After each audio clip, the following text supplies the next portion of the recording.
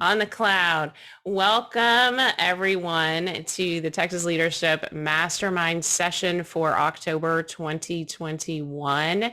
I'm excited to have so many amazing faces on the screen today. We don't have anyone brand new to the mastermind concept, so I won't be sharing those slides today. But if you're curious about joining us, if you're watching the recording, I'm happy to share any mastermind information with you. It's really about bringing great minds together to share ideas as well as hold each other accountable to those things that we want to get done. So real quick around the room, I think everybody knows each other, but let's just do a real quick intro just in case we need to make some new connections.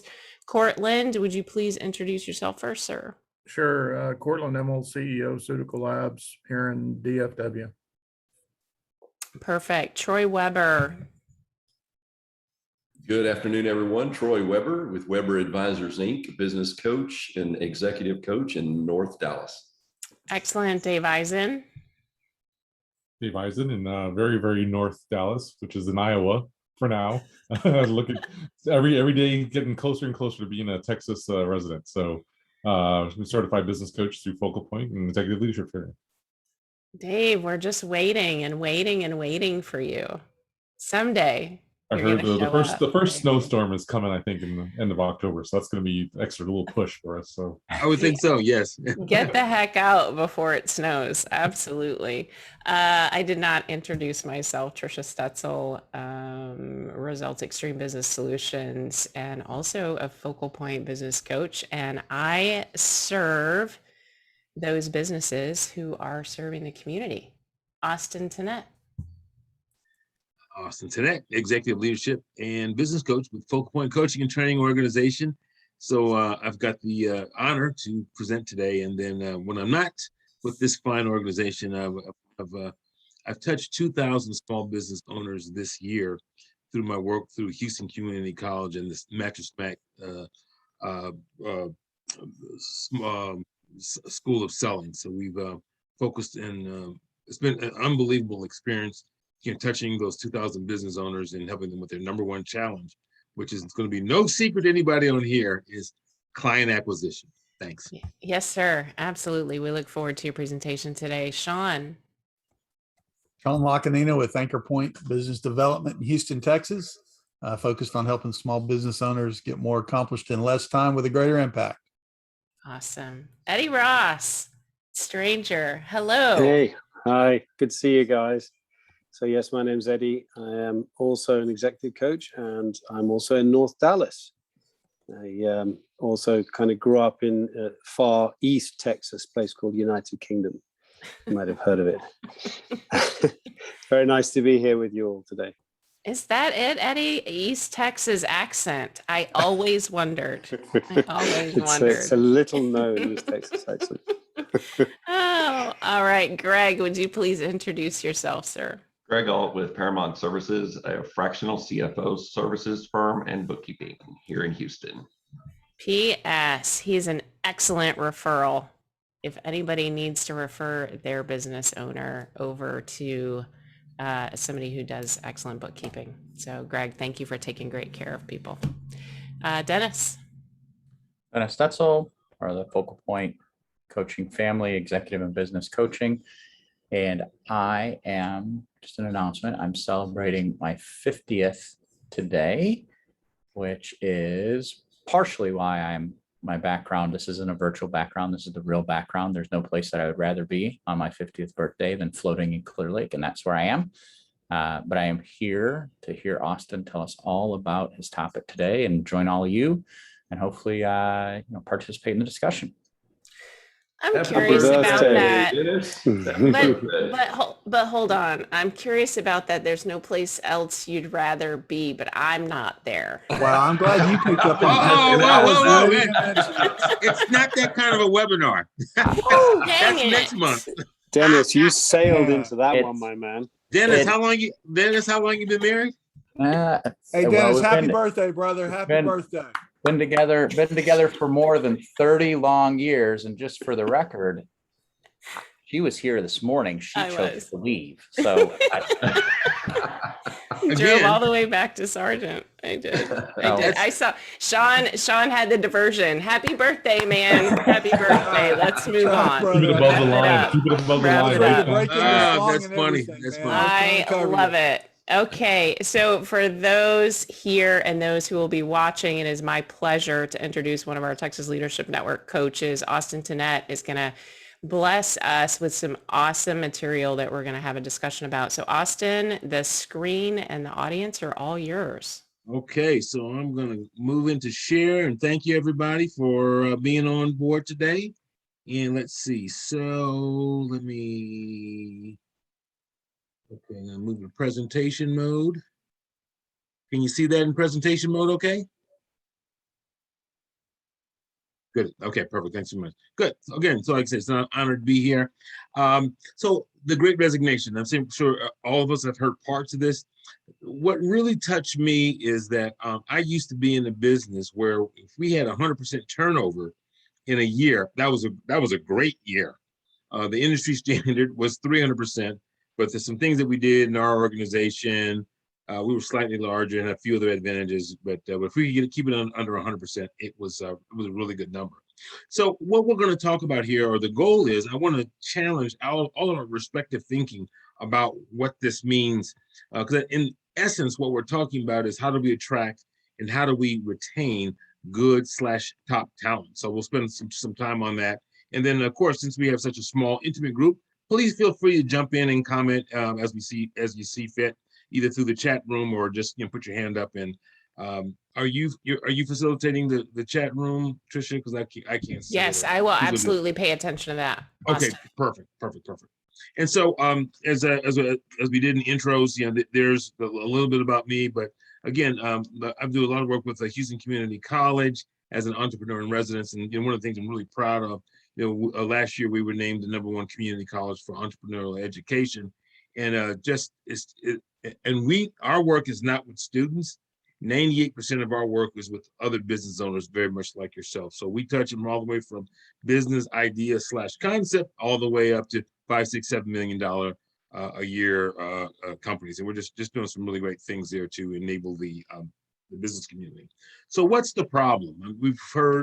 So the thing that's interesting, I'm getting a little bit more in tune to how the media operates. Everybody talks about the problem, but you really got to dig deep to find some solutions. So we're going to talk not just about the problem, but we're going to talk about a few potential solutions. So, I think it all came to head in April 2021. It was the number of resignations were the highest on record.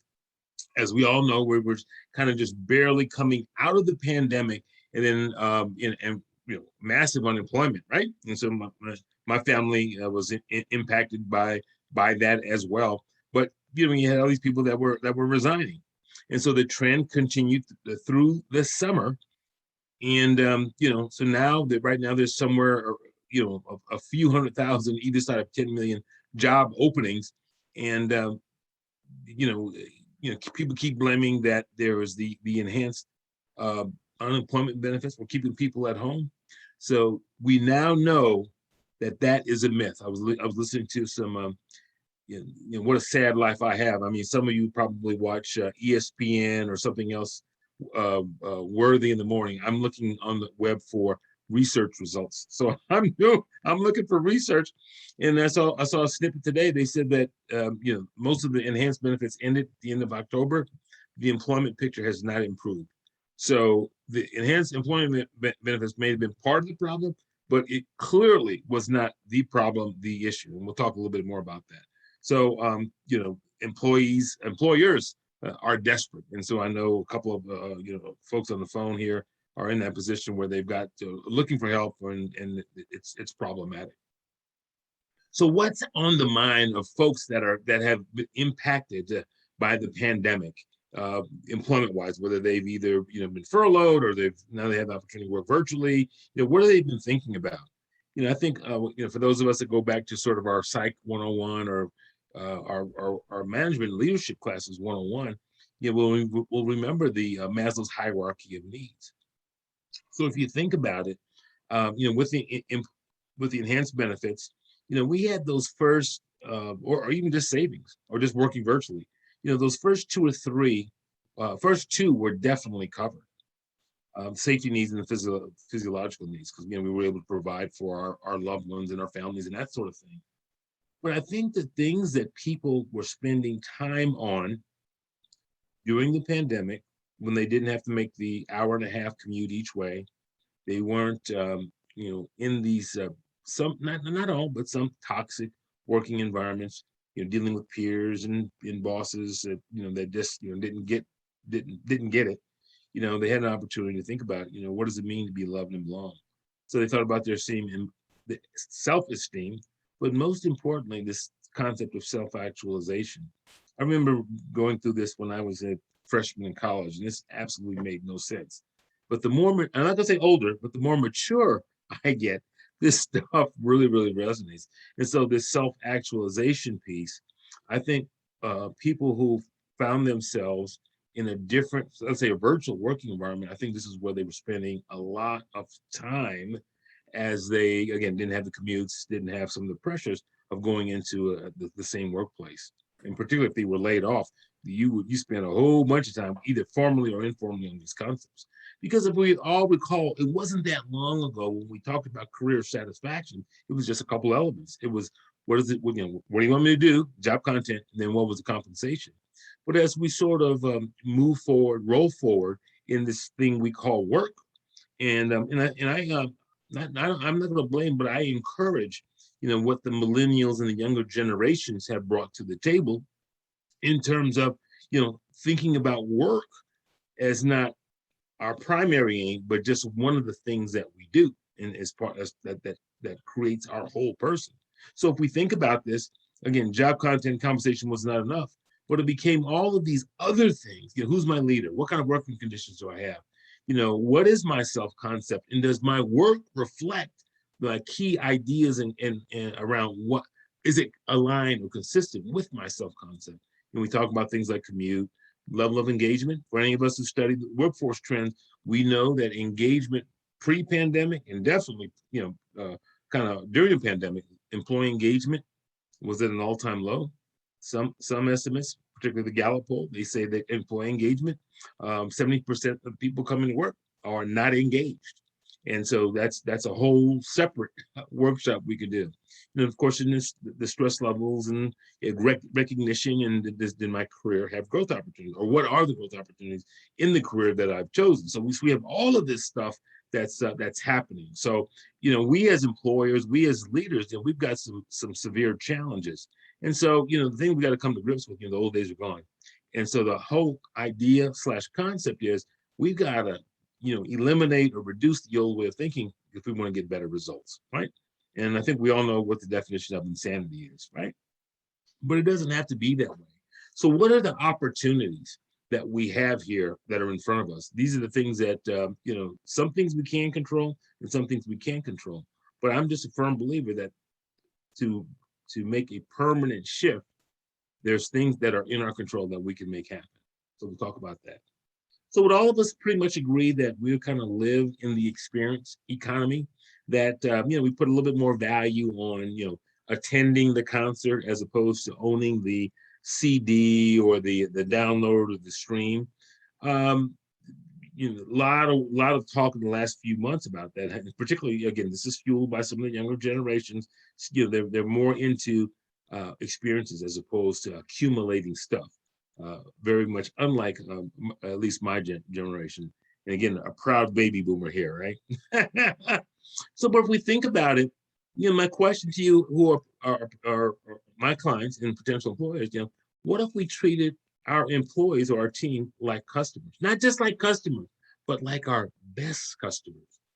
If you're in the game of meeting and or exceeding customer expectations, all I can tell you is you're in the fast track to mediocrity.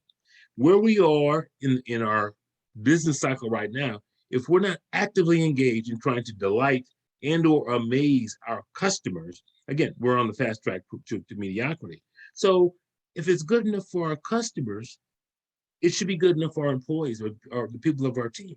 Because if you think about it, your team member, your employee is an internal customer. So I regularly share this whole concept of customer acquisition. It's both external and internal customer. Right? So this whole concept of amazing. And so if you want to blame somebody, let's blame Amazon, right? Because they've created, once upon a time, it was okay that we could get a book without having to go to the bookstore, right? And if I got it in 7 to 10 days, that was like super cool, no problem. And then 7 to 10 days wasn't fast enough. Then it became, 4 days, 5 days, 3 days. And then it was like, get it in 2 days for free if you bought the Prime membership. And now for certain products in certain areas, you can get your stuff in 2 hours, right? So if you wherever read the, again, this is my sad life, but if you ever read the Amazon vision statement, their vision is to become the most customer-centric company in the world. And and I'm sure they've got a bunch of other tricks up their sleeve, but they're doing a pretty good job. So as we come to expect this unbelievable experience from Amazon, the consuming public, our employees, our customers, they too expect that or something near that from us as sellers of products and services. So when we talk about what's the new workplace success formula, this isn't everything, but obviously people want meaningful employee experiences, building emotional connections, and all of this stuff is touched on when we talk a little bit more about engagement, but these are the things that get touched on. People want personal and professional development, but you say, Austin, my workforce, they turn over at 100 and 150% a year. And all I got to say is, I get it, but it doesn't matter. Because while they're there, we want people to be productive and engaged and making things happen. And guess what? If we treat people really, really well, maybe that'll help turn the tide or buck the trend. Instead of them, turning over at a year or two, maybe they'll make an investment of 3 to 4 years. And then the last compound concept is building a brand new workplace, which we'll touch on a little bit more. So what's the big idea? I wish this was an original thought, but I borrowed it from one of the biggest business thinkers of the last century, Peter Drucker. He left us about 10, 15, 20 years ago or so, but just some exceptional things that he's left in terms of the concept of business and how we think about our people, our teams, our stakeholders. But this is one of my favorite quotes is that culture eats strategy for breakfast. So as a former strategist in another life, I probably would have argued with it a couple of decades ago. But now, having worked with a smaller, more entrepreneurial business, this is absolutely spot on. So the opportunity is, how do we go about, or we should be focused on building a high-performing culture. And also, what is that? So let me just take a couple seconds here and do a little, share a couple case studies. But before I do that, any questions or comments about what we've shared so far before I get into these couple case studies? And a hush falls over the crowd. So,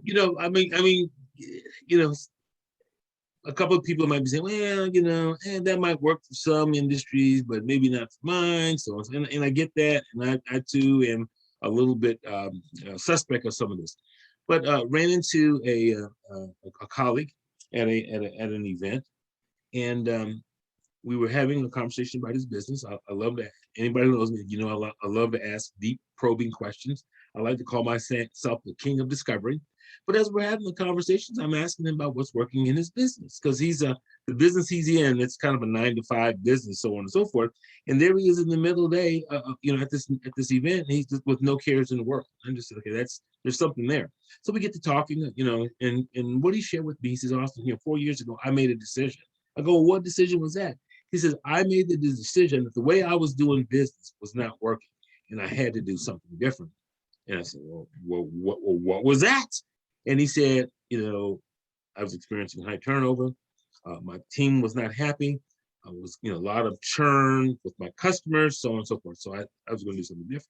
So he didn't say it this eloquently, but he basically said, I flipped the switch and we started to focus on the culture of our organization. So he started with his team. He said, here's our new expectations as we move forward. And so he spent a lot of time on getting the right, as they say, getting the right people on the bus in the right seats. So people who did, may have been good individual contributors, but did not have the right attitudes, he started to exit them from the company. Then another thing that he did that I thought that was absolutely genius he made the distinction between, and we'll talk about this later as well, between hiring and recruiting. He says, I do not wait until I have an open spot to begin my recruiting process. I'm out in the market, talking to people, I'm talking to my friends, I'm talking to competitors, and I said, hey, here's what I will need over the next some number of months. If you know anybody, send them my way. And so what he's going from, probably spending a lot of money on recruiting many years ago, he says he spends absolutely $0 on recruiting, traditional recruitment activities. Think Indeed, ZipRecruiter, advertising, so on and so forth. And so what he's able to do is he basically has a bench of potential talent that he can hire, once he has the need, or if he's when he executes against his very, very aggressive growth plans. And so people are coming to him just because, or lining up or getting on his bench just because it's just another place to work. But he's done a lot of things inside of his environment, where he has now become the employer of choice in this particular industry. And so I'm going to end the suspense.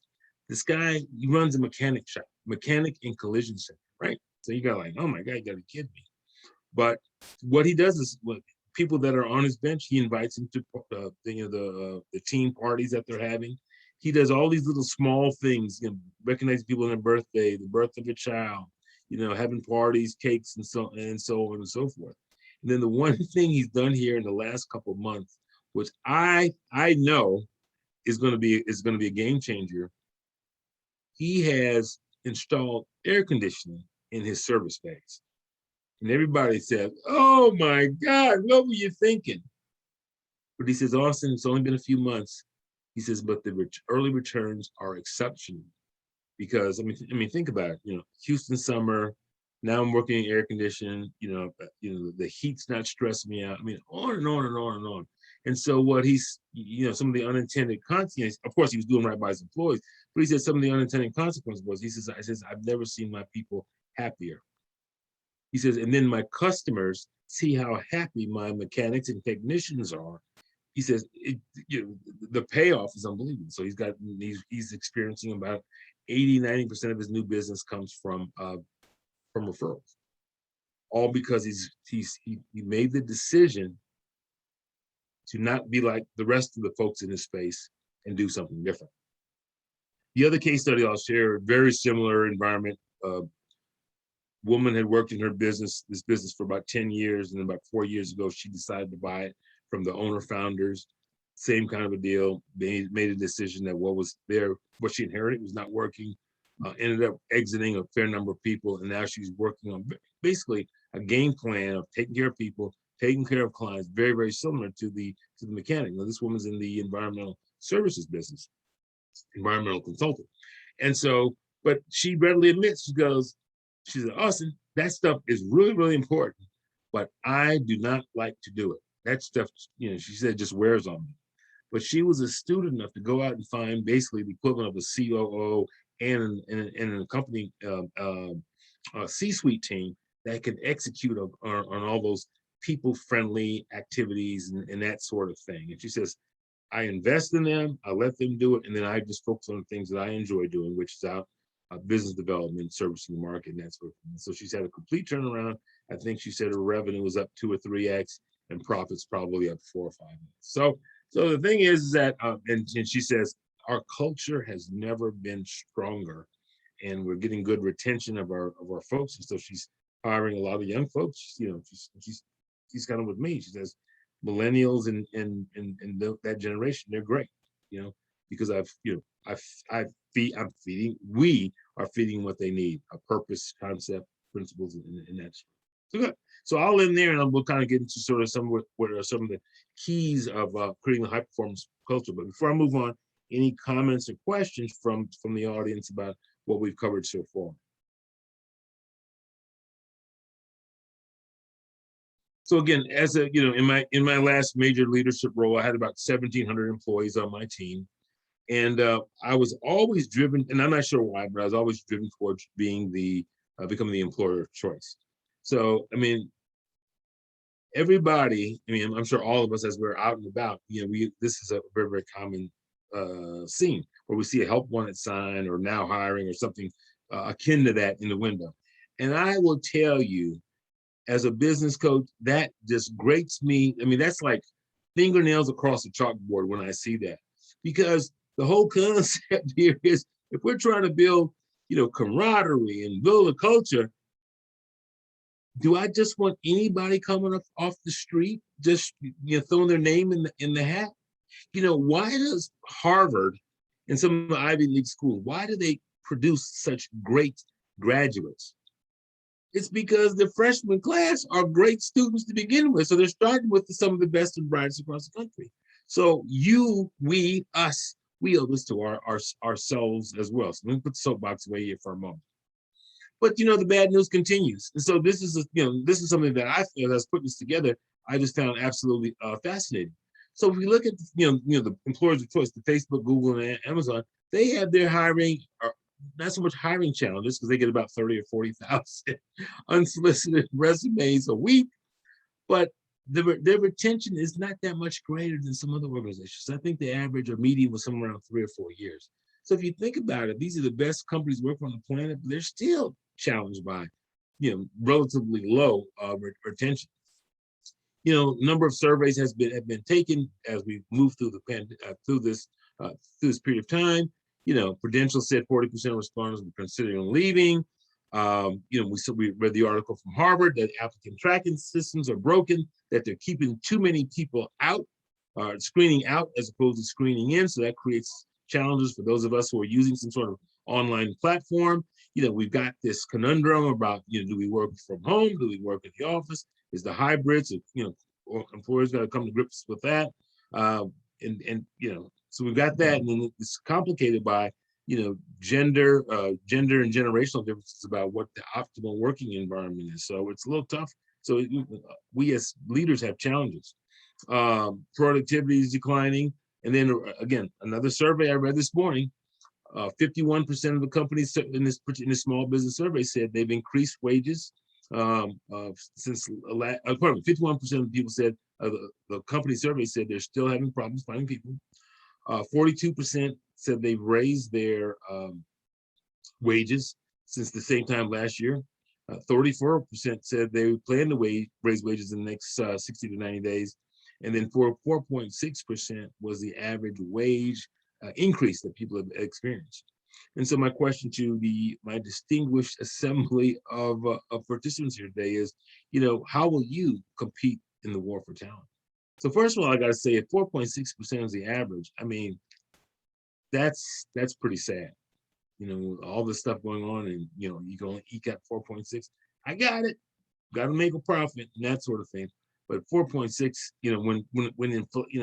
when inflation is probably at or above that number. So my question to you is, what are you going to do to stand out? How do you become that yellow umbrella in that sea of sameness?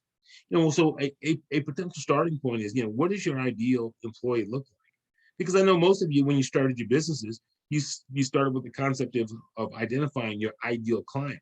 So why wouldn't we do that for our employees? Yeah, I understand you got job descriptions and that sort of thing, but really, again, hopefully there's no HR folks on the team, but what does that ideal employee look like? Age-wise, gender-wise, career experiences, and so the same time you put into creating that job description, I would challenge you to put the same amount of time into creating that profile of what your ideal employee looks like. And if you can't figure it out, hire for attitude. I know many of us have heard this, but absolutely, I think in most jobs, we can, not all, but most, we can teach most of the technical skills that people need to have, but that attitude is a tough one. So I talked to you a little bit earlier about the difference between hiring and recruiting, how my mechanic colleague really made the difference. And so he has just had some unbelievable success with that. And then when, one little war story is that when I was running a big crew, I had similar success. I endeavored, not always successful, but I endeavored to treat my people very, very well. But we had a very, very active employee referral program. So you get, so you only pay for, and we paid for it, So you only paid when somebody successfully came on board and they got to their 90 days of employment, successful employment. And then of course the reinforcing factor there with an employee referral program is whoever referred that person in is probably going to keep an eye on their buddy, their friend, cousin, whatever, to make sure that they're doing a great job for you. So again, that's just one of many concepts. The other thing is, we might want to think about non-traditional sources of talent. Of course, I'm not going to read this to you, but here's maybe some overlooked areas that may be an opportunity for us. Now, I get it. We talk about people who've been incarcerated, and I know there are some environments that will not, for a variety of reasons, that doesn't make sense. But that's not always the case. So the whole idea is to present these ideas and concepts is not to say you got to do this, but to help us to broaden our thinking about where we might go to find people. Because I'm telling you, if you're using Indeed or one of the online platforms as your primary source of recruiting, you're out there with everybody else. So you'll never be that yellow umbrella if you're just piling on job descriptions out there on the internet. The next principle, number 2, it's leading. Leadership is always important, but it's in times of crisis like we're in right now as it relates to hiring and retaining is where it could never be more important. So there's a little quote from this book that I kind of use this as my Bible, The Leadership Challenge. And what's so powerful about this particular book is that they, and I'll share in the next slide, kind of there are 5 key principles around leadership. And they developed this by literally conducting tens of thousands of interviews over the last 15, 20 years to develop the concept. And then these guys, they're also some of the things that they share in their book. This is what they present in Google's leadership and management development programs. But they've got kind of 5 core principles that we as leaders, first of all, we have to model the behavior. We want people to catch us doing what we're saying is important to us. And that's that this is one of the ways that we reinforce the culture. Having a shared vision, particularly our younger members of our workforce, they don't just want to show up for a paycheck. They want to be part of something that's bigger and more strategic and more important than themselves. Challenging the process is very, very important. I know there's a number of franchisees that are on this call. I think we know that there's things that the mothership or the home office shares with us, but our true success is when we come in and we sort of challenge that, or we take that concept and we make it our own. Enabling others to act, absolutely. So think about how you're investing your training and learning and development dollars. Those are some of the best ways that we can, most attractive ways, things that we can do for our organization to attract and retain.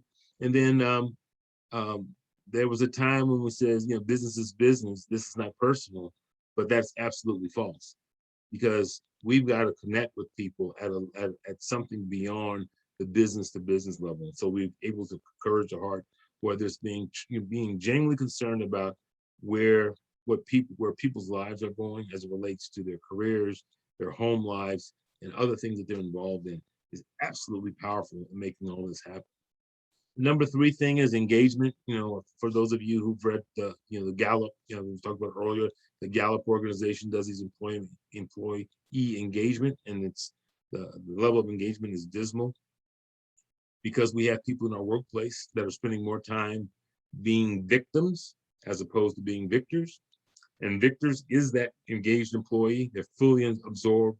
They're bringing new ideas. They're bringing 110% of themselves to work on a daily basis, so that they can rapidly advance not just their own personal agenda, but the agenda of the organization. And says and somebody who's a victim is pretty much doing the opposite, and sometimes even doing things to sabotage the organization. So as we look at sort of the Gallup poll and some of the things that they talk about, there's about 12 questions that they ask. Well, I'll just kind of summarize them here. But this whole concept of having clear expectations that are clearly communicated to our team, very, very powerful, very, very useful. Allowing our people to do what they do best every day, and it has meaning.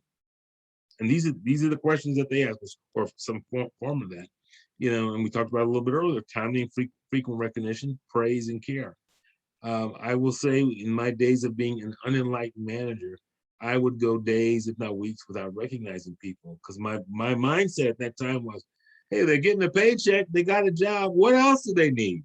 Well, as we found out, people need a lot more than just a paycheck and a job, and to be treated as a number. And as we talked about briefly earlier, a team is committed to learning, growing, and delivering quality work. Because the thing we can never realize, even though it may not be stated, but no one wants somebody who's producing at a high level of quality and or quantity of work.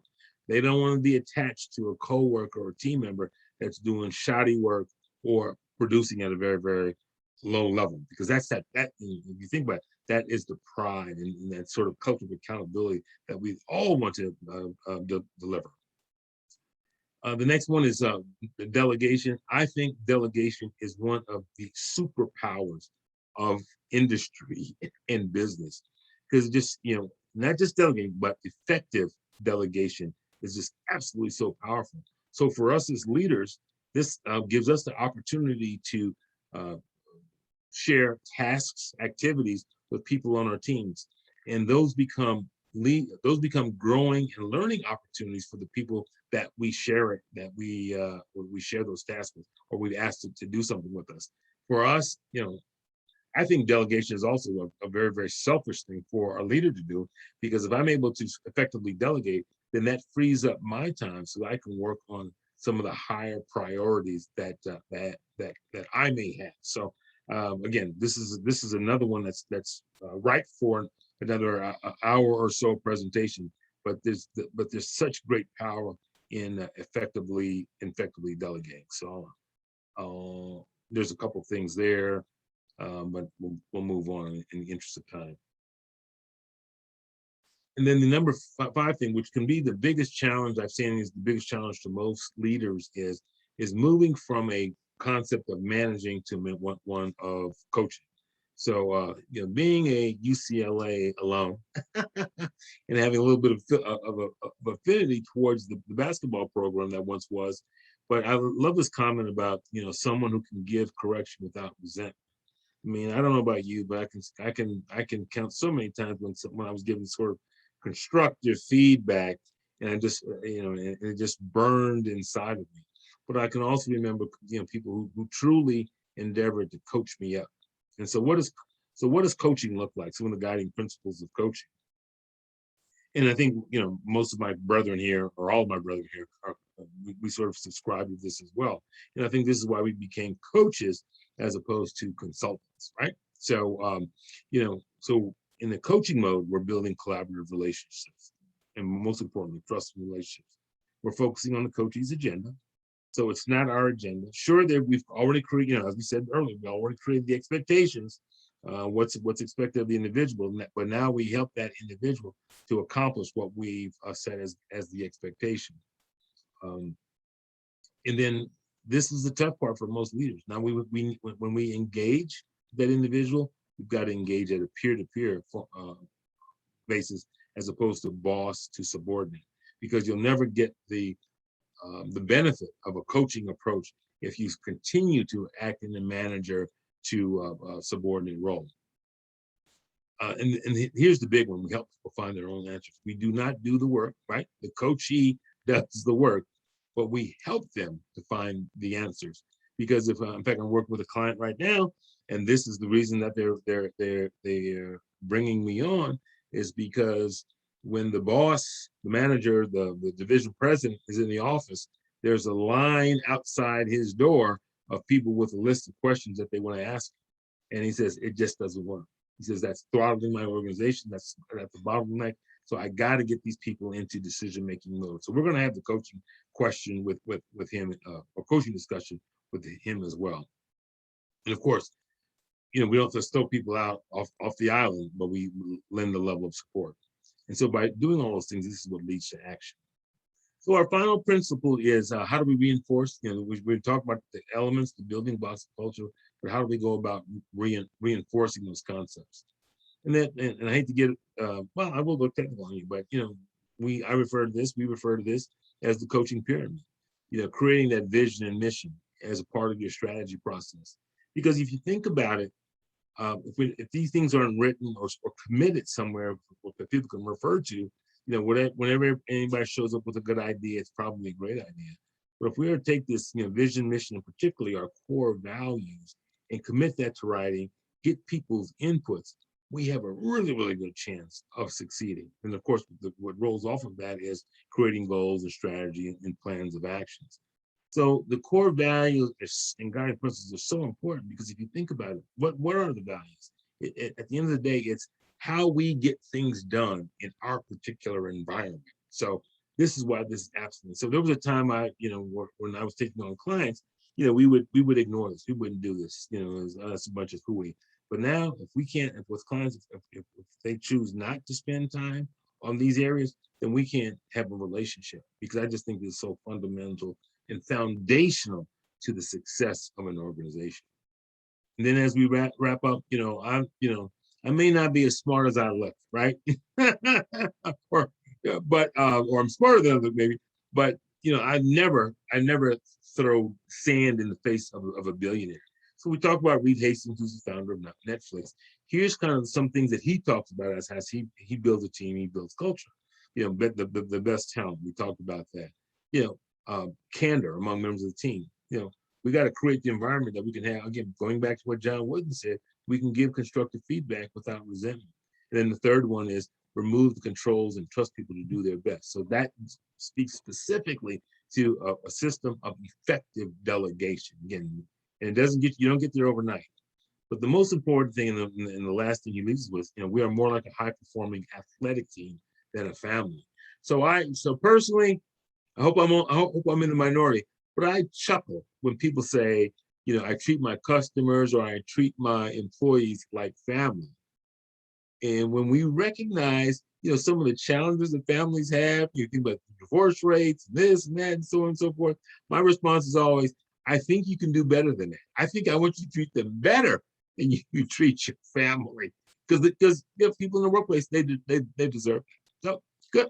So that's all I have. So interested in, so quick summary, creating that high performing culture, endeavor to become the employer of choice.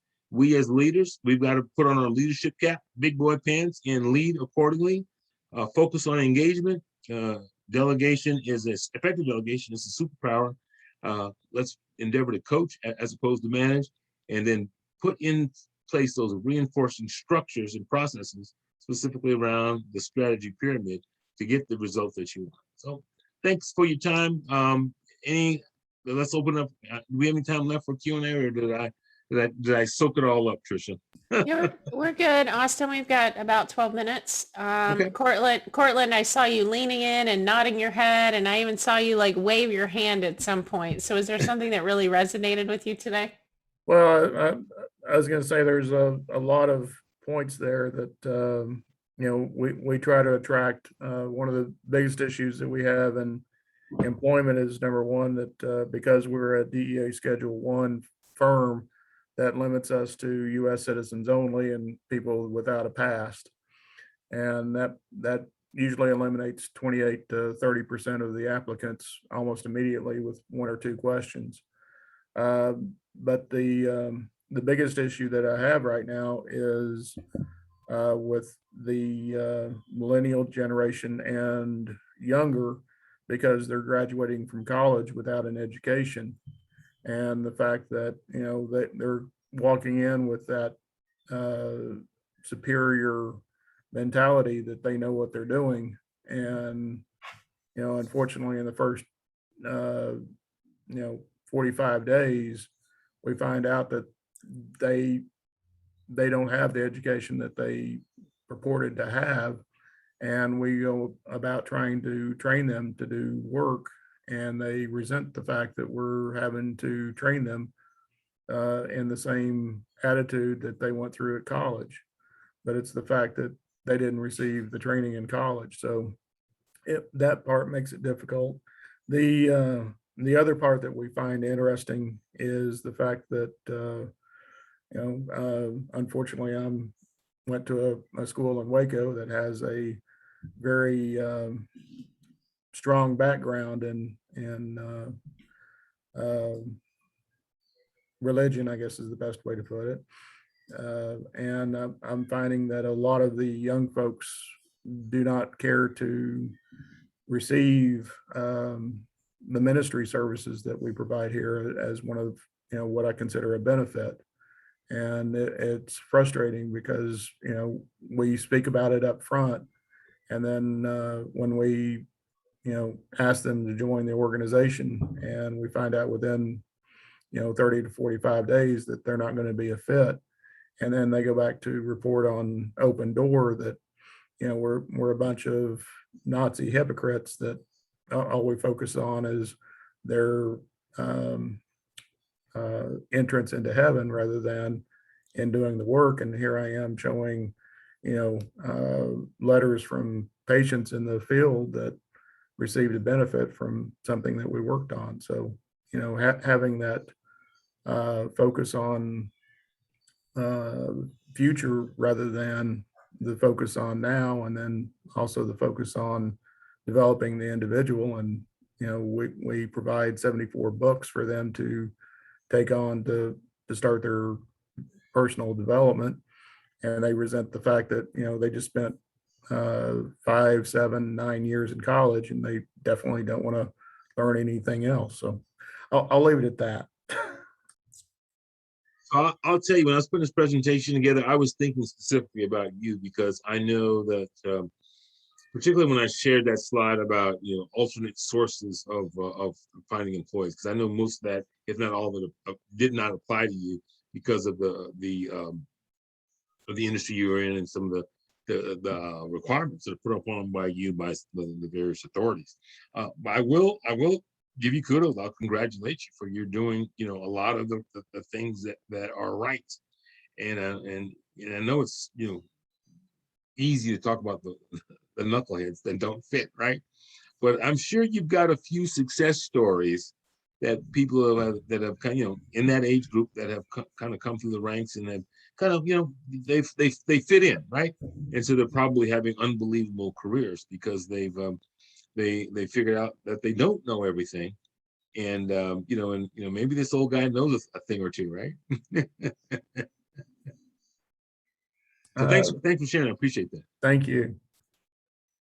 And I think, Austin, we all have lessons to learn in the space of hiring for attitude, right? We teach that. Right. We talk to people about it. It's so important.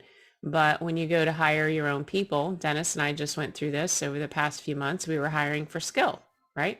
We were looking to bring a virtual assistant on, and we were looking for skills. And it didn't work out very well in the beginning. And so we reset and decided to, as Dennis likes to say, eat our own dog food. And we started looking for the attitude.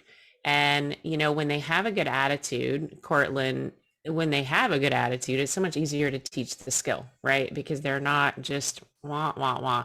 And I'll tell you, in the space that we were looking for people in the virtual assistant space, they're millennials. They are.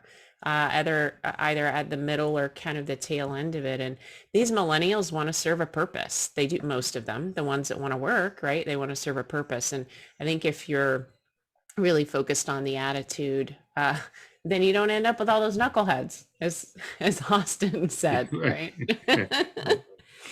Yeah. Appreciate you sharing that, Trish. And I've made mistakes even bigger than that one, is that I felt that since I was the hiring manager and I had all this success, that everybody should look like me. Oh my God. And then I don't know what, then dawned on me. It's like, okay, Austin, you want to work with 10 or 12 people just like you? Everybody be pointing about what to do and nothing gets done. So. Is this a self-help group, Austin? It is today. Well, Austin, I really like you sharing about the culture. I'm working with a client that's in the biotech industry, and I know Cortland can relate to that one. And it's interesting, making lots of money, but strategically, it was interesting as I'm talking to some of the executives. They said, Troy, we got all these buildings and all these people are remote. So I don't know why we have all these buildings, and everybody seems to migrate to this one building. And then I said, whoa, time out. What's about that building? Well, it turns out that's where people want to collaborate, and the environment is such that they can be productive and they can be efficient and effective at what they do. And I said, maybe you ought to close some of these other buildings, move your labs to this building where people want, and emulate the things that they want. Because really what they're saying is exactly what you said, Austin. They're missing the culture. They're missing that piece of the equation, and their turnover is high because of it. And they're trying to figure out the remote stuff. And I know Eddie can give a dissertation on the work he's done in the remote space, but that's what they're looking for. They need the culture. It's not about the money, as you pointed out, 4.6%. I mean, really, it's not about the money. It's about the culture of the environment that you're in. And they're trying to figure that out right now, and they're losing employees right and left, and they're making lots of money. But if you can't keep the employee, you're keeping pumping the money in on the front end to train them, and they're going out the back door. So yeah, culture. You pay for it one way or the other. Exactly. Exactly.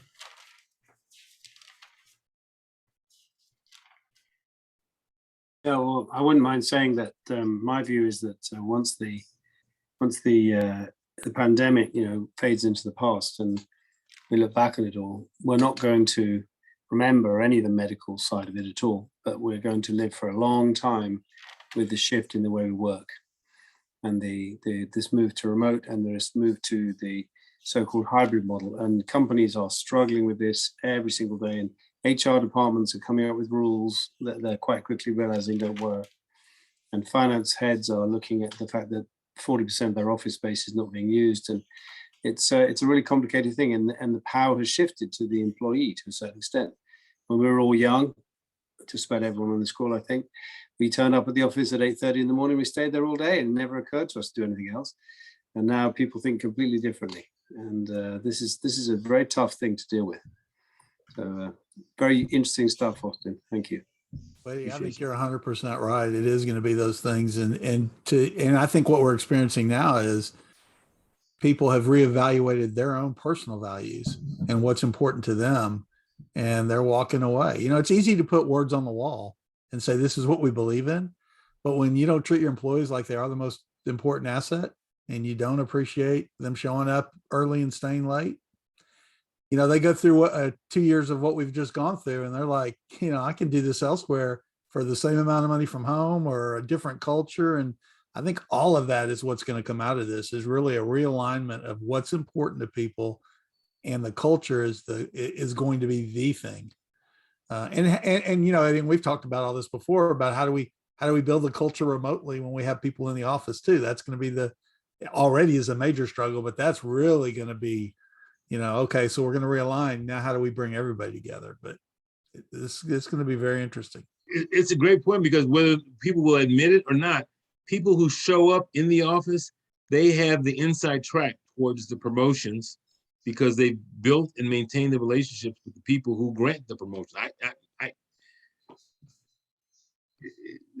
can't, that's the 800-pound gorilla in the room, right? Yeah, so companies definitely have to come to grips with that. Tough one. Well, you had quoted Drucker earlier, and one of my favorite quotes of his is something along the lines, and I'll probably tear this up, but management is doing the right things. Management is doing things right. Leadership's doing the right things. Exactly. And I think that's huge. And again, it goes back to the wall, right? Hey, we're always going to do the right thing. Oh, our employees are number one and blah, blah, blah. And you walk around the office and 70, 80, 90% of the people don't feel that way.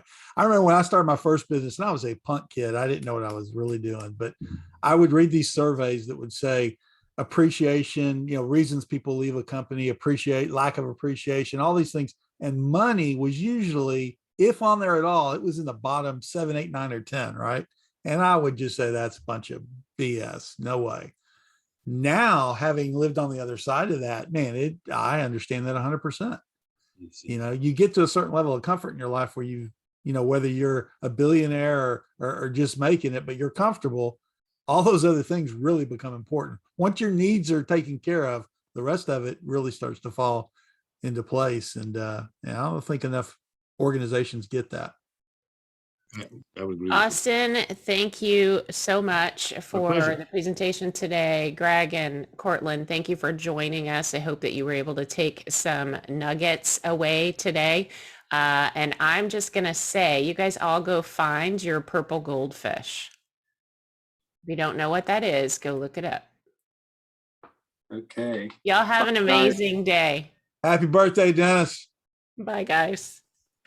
Okay, Take care, care. everyone. Thanks. Have a good one.